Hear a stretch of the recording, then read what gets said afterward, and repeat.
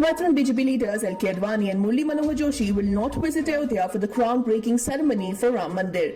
The two leaders will instead attend the August 5th event via video conferencing. Both the leaders are invited via phone calls on Saturday. An invitation is also being sent to the two senior leaders by the General Secretary of the Ram Janmabhoomi Tirth Kshetra Trust, which was set up by the Supreme Court after its landmark verdict in November last year.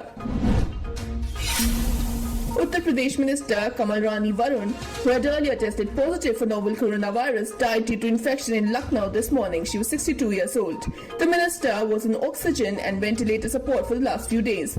Kamal Rani Varun served as Minister for Technical Education in Yogi Adityanath-led Uttar Pradesh government. She was admitted to the hospital on July 18th after she tested positive for the novel coronavirus. India's COVID-19 tally crossed the 17 lakh mark on Sunday, just 2 days after it went past the 16 lakh mark, with 54,735 cases being reported in a day, while the recoveries crossed the 11 lakh mark according to the Union Health Ministry data. With 853 COVID-19 deaths in the last 24 hours, the death toll has climbed to 37,364. The recovery rate stood at 65.43% this morning.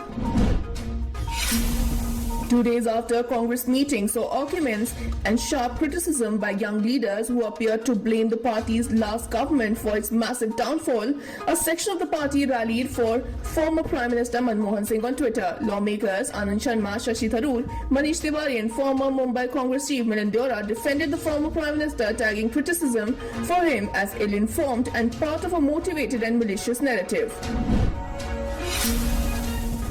86 people have died from consumption of spurious liquor in Punjab. 25 people have been arrested so far, while Captain Singh warned of strict action against anyone found involved in the case. 7 excise and 6 police officials have been suspended.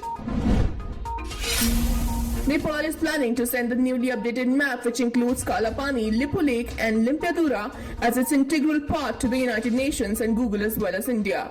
As per the local media reports, KP Oli government is making the necessary arrangement to publish the map in English and send it to the international community by the middle of August. India has said that Nepal's unilateral action is not based on historical facts and evidence.